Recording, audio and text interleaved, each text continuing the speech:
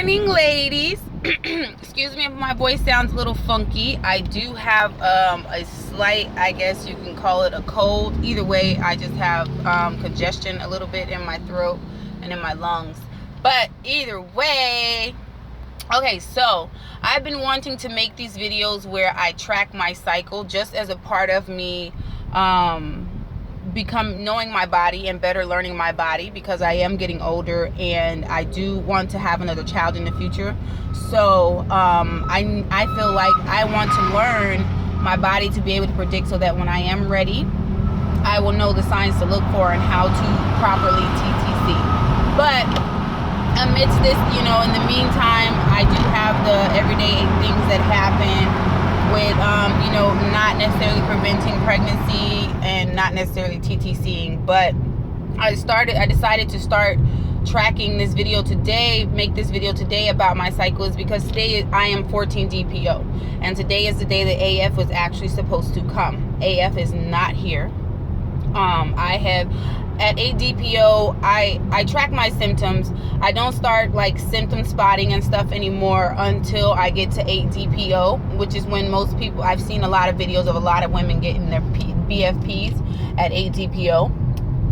Like I said, I'm not necessarily looking for a BFP, but that's when I start tracking for pregnancy. So at 8 DPO, I ended up going to the emergency room because I was really, really sick at 7 DPO. I mean, just a fever, really cold, really just not feeling well, nausea, like crazy. So I thought maybe I had a bug and I needed a few days off of work. I ended up going to the emergency room where they did do a urine sample on me. Never collected it. I swear I hate Kaiser, but they ended up never collecting it. So I had it in my purse when I got home. I was like, oh, I still got my urine sample. And I was like, oh, but I guess I'll keep it because this is 8 DPO urine. So by the time I got around to it, I was at 10 DPO. So I went out and bought a test. And because I started to feel better by 10 DPO, I actually felt better. I just only had this little cough with the slight nausea. So I went out and I bought a test at 10 DPO. I bought 2 tests at 10 DPO, and I tested the 8 DPO urine that I still have from the hospital, and then my current urine for 10 DPO day, and did get 2 negatives on the test. I know that it was still very early. But like I said, just a rule of thumb to try to rule it out. Hey, I did it. They were both negative. So, I'm like, okay, cool, no worries. I had some cramping. My left side, 10 DPO, I had bad cramping on my left side, backache and all that good stuff. So it came and went. I've had a little bit more cramping, tingling sensations, my boobs on and off type of deal. Nothing that's very consistent outside of the light nausea and loss of appetite. Other than that, nothing really, and a little bit of fatigue. So I hadn't tested again. I was like, you know what? I'm having cramps. My boobs hurt a little bit. Normally, my boobs will be hurting like continuously. Like PMS symptoms from the time of ovulation, that never goes away, and it always normally just follows right into AF starting. So I'll still have the achy boobs and the backache and the headaches and stuff that come with PMS and ovulation. Ovulation symptoms will just transfer on over into PMS symptoms, and then AF comes, and then I'll still have them for maybe like the first 2 days of AF, and then they'll all fade away. That did not happen this time around. I've been waiting for AF. I've gotten the slight cramps, which I'm like, okay, that's cool. I've been looking for spotting.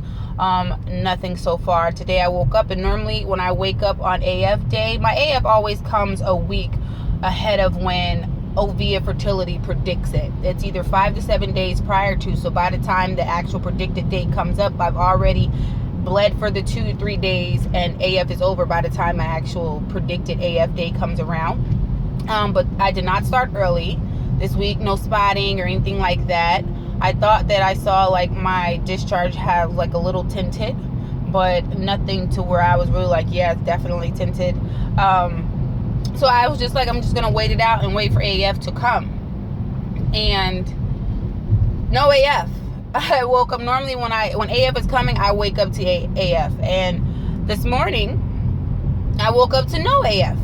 And even more so, yesterday I checked my cervix. I've been checking my cervix since 8 DPO to watch it become firmer, to watch it drop, to watch it open for signs of AF approaching. And yesterday I checked my cervix and it was high It was closed, but it felt weird because only the middle was like a little bit firm. The middle was firm, but around the outside was softer. So I was like, okay, I don't know if it's in the process of going firm or if it's in the process of going soft. So again, like I say, early this morning, you know, I'm up. I just so happened to be up and went to the bathroom and was like, oh, I'm going to check my cervix in the meantime. And when I checked it, I mean, my cervix is completely soft. It was just soft. It went from firm to soft, and I'm like, okay, and it's still closed. It's high, soft, and closed. And I'm like, AF's supposed to be here. It should at least be open. You know what I mean? And it's not open. So then, of course, the wheels get to turning like, okay, well, AF is normally a week early. And AF, according to fertility, Ovia, and it did not come a week early. Then on today's the day that is actually expected to come, it did not come. My cervix is not getting firm. My cervix is not opening up like it's expecting AF. In fact, it's doing the opposite, and it's rising higher into my body and becoming softer, and it's closed. I've had 3 children prior, and so I do have cysts on my cervix. So at the tip of my cervix, I can normally feel the little bump. At the tip of my cervix, there's one cyst that's there, and when my cervix is firm and AF and stuff is approaching, I can feel the little bump on the tip of my cervix. I can't feel that at this point because everything is just so soft and blended, and it's wet up there. I've had CM. My CM has not become watery, or it has not disappeared. It's actually remained creamy. So I'm just so confused. Like, I don't know if I'm pregnant or if I'm not pregnant, but I was coming to you guys because the things that I will say, the symptoms that I will say that I've had is the light nausea. I've had backache. Like right now I still have backache, and I just kind of thought maybe it was because I was sleeping incorrectly, but I've had backache. And left side, and normally it's on my right side where I'll get most of my pains, but I'm actually getting them on the left side this time, and then I'll get a sharp one pain on the right, but for the most part those aches will be like on the left side. So I don't know. As far as that, like I said, I have a slight cold, which was crazy because I had a cold and then I got over it, and then I went to work, and then 2 days later I had another freaking cold. And this is all around the time of I went to work Sunday. I was off Monday, Tuesday, Wednesday. I felt like shit, which was the 4th, and ended up going to the emergency room. So I don't know what that was. I don't know if I'm pregnant. I don't know.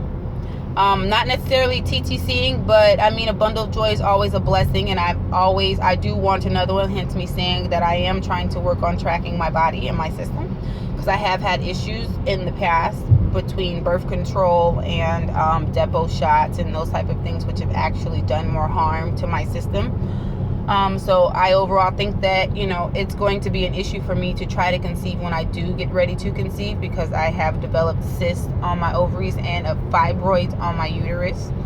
So I am just more so concerned about that and actually being able to conceive. So hence me not necessarily preventing, but if there is a baby being in there, Lord, please, and send me your baby dust and make them sticky and let them stick. And I'm saying him because I'm speaking him into existence. Yes, my baby, my son, my king. I don't even know how I would feel if I was pregnant. Like, if I was pregnant, I honestly would be so freaking happy. Like, so happy. And it wouldn't even worry me about the fact of whether or not I feel like I'm prepared or we're ready. I just really wouldn't give a shit, because in my mind, I've had 3 children, and I've prepared, I've planned, and I've had accident pregnancies, and can say that I've never been prepared, because in actuality, you can prepare for the baby to arrive, and then you're prepared for that first month of life, and then every month there and after, you are constantly restocking and revamping and learning something new and becoming different. So there's no real way to actually prepare yourself. Long as mentally and emotionally you are prepared, I think that a baby is a blessing, and I wouldn't know what to say. But here's the hoping. I'm gonna cut this video because it's almost 10 minutes, but thanks guys. Comment, rate, subscribe, and I'm gonna do better with keeping my videos and keeping you guys up to date. So 14 DPO, no AF due today. It's already 10 a.m. and no signs of the evil, wicked witch. All right, guys, ciao.